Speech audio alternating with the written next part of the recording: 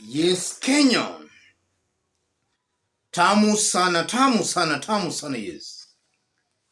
It's remaining just some few hours before Raila Odinga lands in the country, after which he will proceed to a political rally in Kibra constituency. But amidst all that, there seems to be a growing rebellion against William Ruto from the mountain.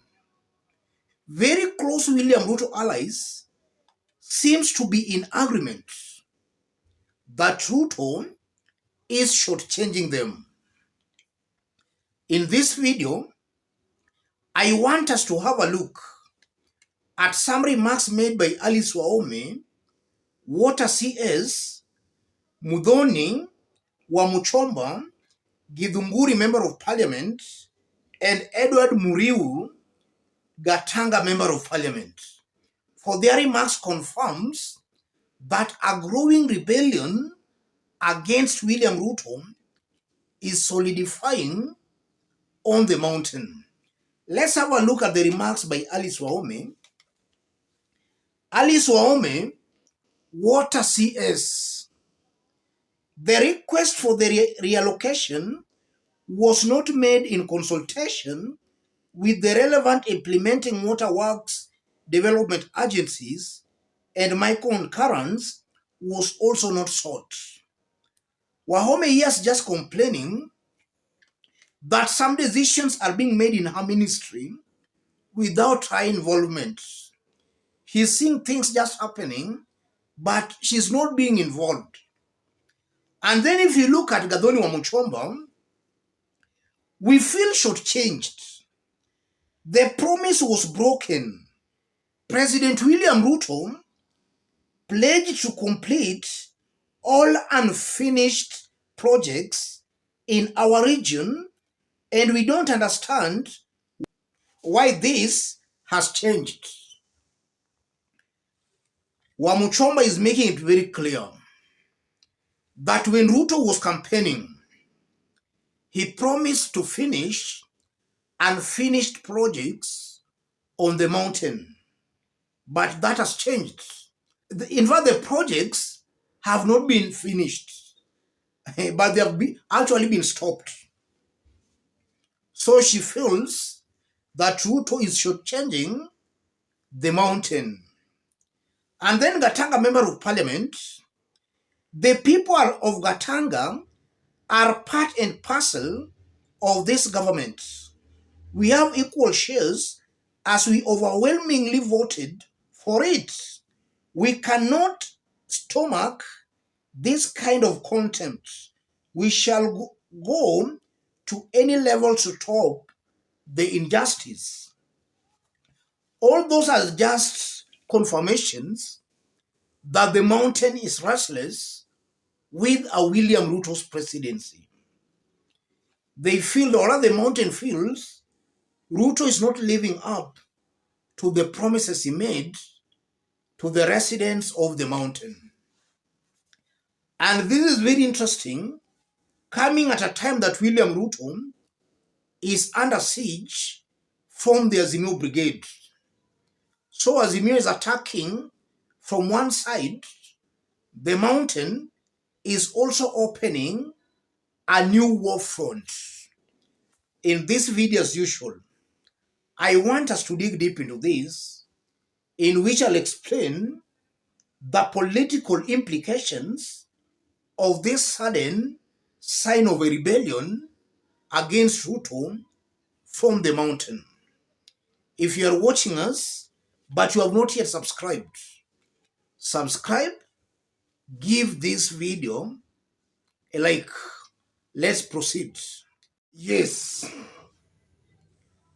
Listening to those leaders from the mountain, one thing comes out very clearly. If Ruto is not very careful, then he will most likely face a rebellion on the mountain. I'm seeing a very high possibility where the mountain people, especially the leaders, they don't love William Ruto. They are just waiting for an opportune moment to rebel and to turn against William Ruto. That's what I'm saying here.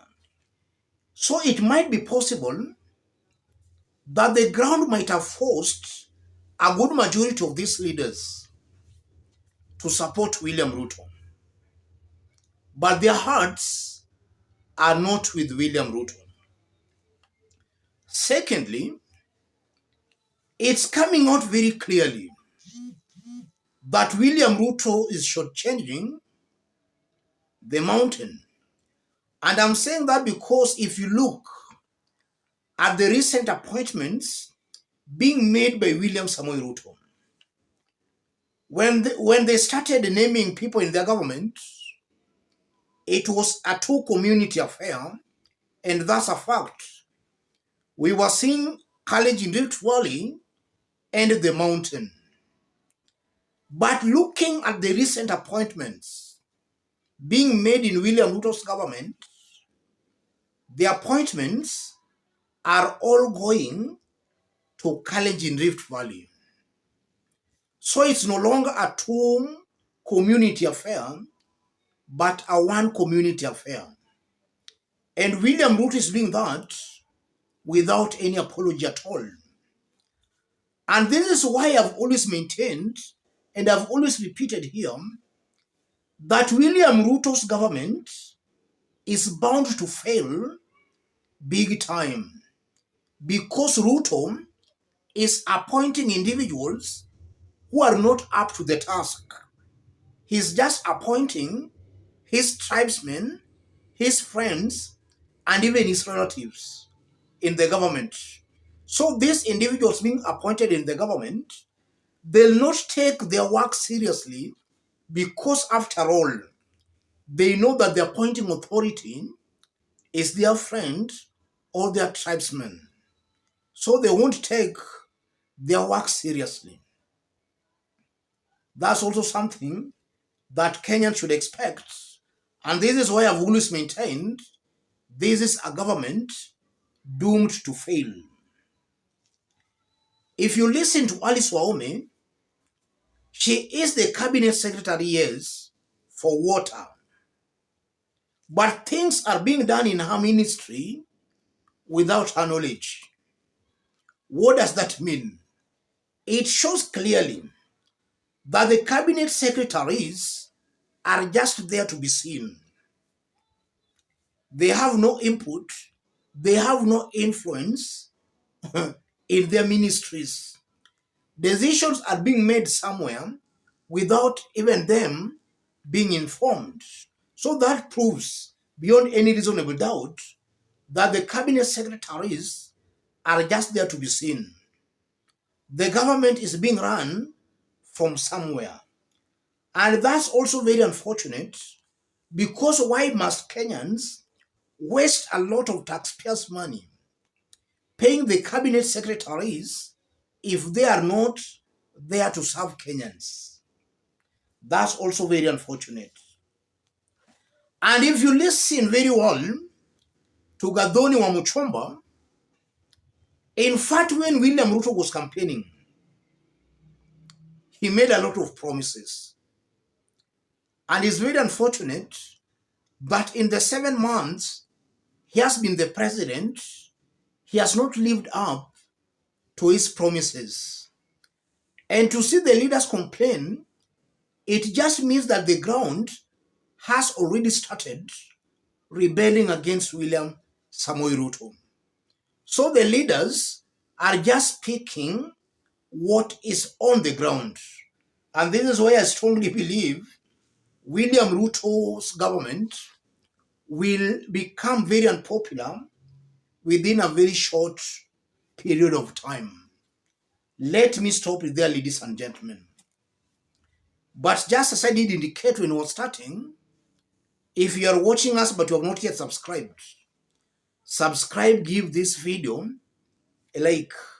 If you want to support our forum, I've pinned my number on the comment section. Contact me through the number or feel free to channel your support to the number. Stay tuned, for we are going to bring you a detailed analysis of Raila's tour, or rather of Raila's political tour in Kibra as he lands in the country. Let's meet in our next analysis. Thank you.